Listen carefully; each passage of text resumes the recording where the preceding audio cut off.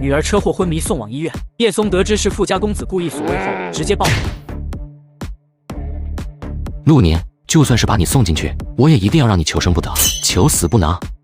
叶董，我们现在去哪里？回医院。叶董、李董，我们再给月月做一遍检查，确保她的确没事之后，就可以出院了。好，云院长，之前态度不好，我再次向您道歉。哎呦，叶董，您可千万别这么说，孩子没事比什么都好，您又何必去计较那些？金老师他们呢？都转移到病房里了，目前来看是没有什么大问题的，就金彩彩受伤最重，不过只要遵从医嘱，慢慢休养，后面也都会恢复的。金老师，这次你做得很好，作为一个女孩子，那么危险的情况下还能冲出来保护孩子，值得表扬。江校长，这都是我应该做的。叶董、李董，江校长，金老师的情况好些了吗？不算太好，尤其是胳膊，如果不好好康复的话，以后难免留下后遗症。我正打算回学校给他报工伤呢。金老师是一个非常优秀的老师，等他出院之后，应该就可以升任主任了。主任。李团团笑着摇了摇头，却也没有再多说什么。金彩彩这次拼命保护月月，以叶松的为人，又岂能只是让他升任一个小学的主任那么简单？月月妈妈能看出来，即便只是这么几个字，他说的都非常艰难。而对于李团团和叶松，金彩彩向来很少用李董、叶董这种称呼，一般都是叫月月妈妈、月月爸爸这样。金老师受苦了，这件事整个过程，我和月月爸爸都已经知道。感谢您能在那么危险的情况下，还拼命保护月月。我没有考虑那么多，孩子他进了校园，我们就是孩子的父母，就算把月月换成别的学生，我也一样会保护他的。只是我没有想到对方竟然会这么狠毒。我知道，我都知道，学校能有你这种有责任心的老师，是学校的荣幸，也是我们家长和孩子的荣幸。金老师，你放心，那个狗东西打在你身上的这些，我一定会让他百倍千倍的还回来。法律会惩治坏人的，月月爸爸不要因为我再牵连许多麻烦。金老师，你目前就安心养病，如果觉得那里不舒服，随时跟云院长说，或者给我和月月妈妈打电话，实在不行咱就转院，争取给你最好的医疗资源。金彩彩大为感动，哭得更厉害了。她也只是一个20多岁的普通女孩而已，经历这么一场事情，现在还是心有余悸。本以为以叶松和李团团的身份，不可能在自己身上浪费时间，没想到对自己这么好。不管是出于责任心，还是出于叶松和李团团的态度，如果再重来一次，她依旧会义无反顾的去选择保护每一个学生。那金老师，你先休息，工作的事情也不要多想。等你彻底康复的时候，我和月月妈妈亲自来接您出院。陆朝风终于在一大群人的簇拥下来到了这里。吴安知道陆朝风会来，也没敢下班，一直等在这里。当看到这种架势的时候，他眼皮狠狠一跳。跟在陆朝风身边的这些人，除了一部分陆氏国际的高管，剩下的都是保镖一类。陆董，陆朝风微微点头，看都没有多看吴安一眼，便直奔审讯室而去。当审讯室的大门打开，众人看到陆宁那凄惨的模样之时，顿时有大量倒吸凉气的声音从那些高管嘴中传出，而陆朝风的脸色也是瞬间阴沉，像是要滴出水来。谁打的？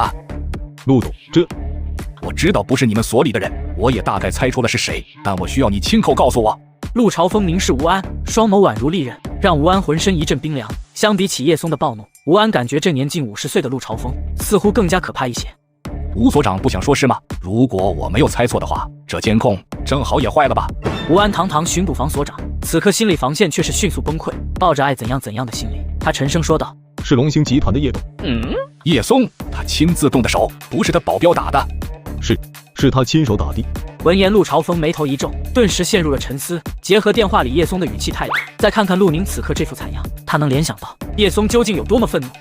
爸，你一定要给我报仇啊！爸，我陆宁活了20多年，从来都是我打别人，哪有人敢打我？我感觉我的骨头已经冻了，喘不过气。那个该死的狗东西，我一定要让他死，让他……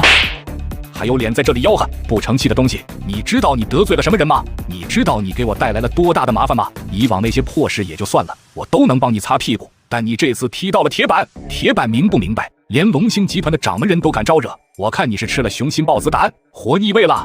说到最后，陆朝风实在是忍不住，大声嘶吼了起来：“爸，你好好看看，我都被打成这样了，你还向着别人说话？龙兴集团又怎么了？不过是一个新崛起的企业而已，放眼整个东林省，他还能有你的威严高？你怕他干什么？”刻画刚才的事情，你不知道邹兆华身家200亿，并且远在天海市，都能一夜之间被叶松给弄死。你觉得就凭我这点东西，有资格和叶松斗？瞎了你的狗眼！听到此话，一旁的吴安以及一众陆氏国际的高层，心头都是狠狠地颤了颤。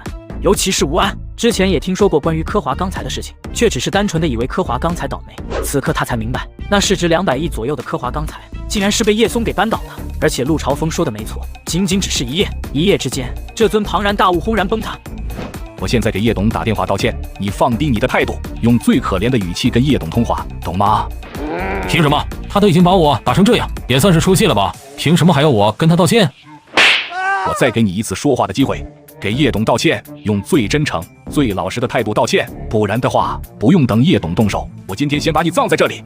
陆宁连续挨了几巴掌，算是彻底老实，也彻底清醒了。他不敢再多说一句废话，也顾不上脑袋疼，一个劲儿的点头。陆朝风则是拿出手机，深深的吸了2-3口气，尽量让自己平静，然后才拨通了叶松的电话号码。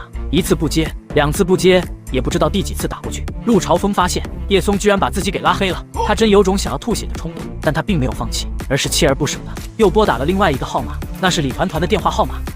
陆朝风，你没完了是吧？叶董，您别见怪，我只是想和犬子一起给您道个歉。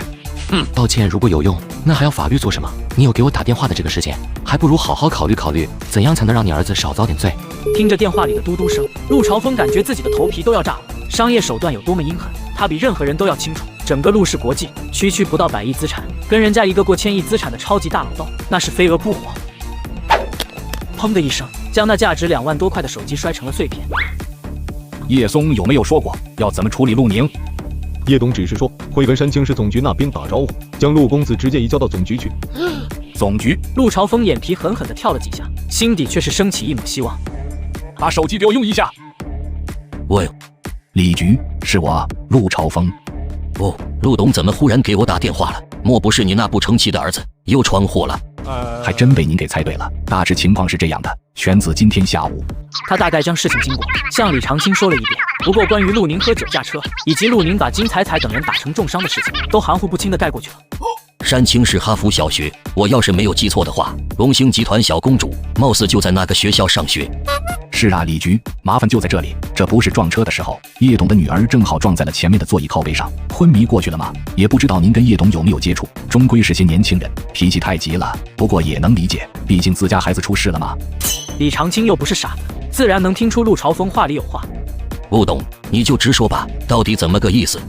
是这样的，李局，犬子现在就关押在市北区分所这边，叶董今天下午暴怒，已经过来揍了他一顿出气。照叶董的意思，是打算跟总局这边打个招呼，将犬子移交到总局。你想让我帮你儿子，大事化小，小事化了。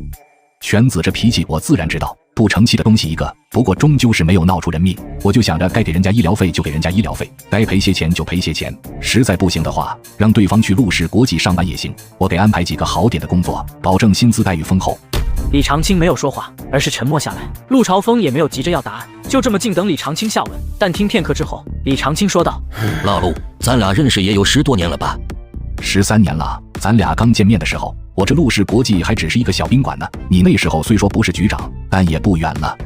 你记得倒是挺清楚，我倒是有一件印象挺深刻的事，好像是我们某一次聚餐，你老婆把你儿子带来了，当时我就觉得这小子挺机灵的，还跟你说过一定要好好管教，只要能走正道，这小子以后肯定会成才。听到此话，陆朝风心中一跳，隐隐有种不好的预感。老李，我从来没有放松过对他的管教，不过这些年一直在忙工作，倒是对他疏忽了些，其实他本性不坏的。陆朝风连称呼都变了，带着些许祈求的味道。就是这样，总是要等来不及的时候才后悔。如果是其他人的话，或许我能帮你说几句好话，但牵扯到龙兴集团，我真的帮不了你。老李，咱俩这么多年的交情，这也不是什么大事，我保证陆宁那小子以后再也不会给你添麻烦了。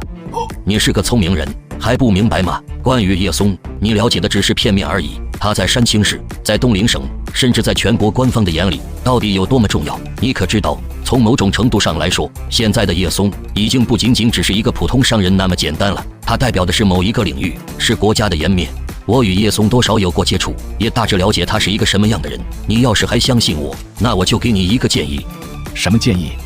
别挣扎了，你斗不过他的。无论是从财富上来讲，还是从社会地位上来讲，亦或者是从大众的爱戴程度来讲，你跟他完全不是一个层次。陆朝风身体一颤，那本来还算精瘦的神采顿时消失无踪，整个人看上去就像是一下子苍老了10几岁一样。老李，我就这么一个儿子，你让我看着他被送进去，看着他在里面吃苦，我能忍心吗？不忍心，不忍心又能怎样？不忍心就要连你也搭进去。这不可能！我这么多年在东林省也不是白混的。他叶松再有钱，难道还能只手遮天了不成？李长青听到此话，知道劝解已经无用了，索性直接把电话挂断。就像陆朝风说的那样，他只有这么一个儿子，无论这个儿子再不成器，犯了再大的错，他都不可能不管。既然这样，那就鱼死网破吧。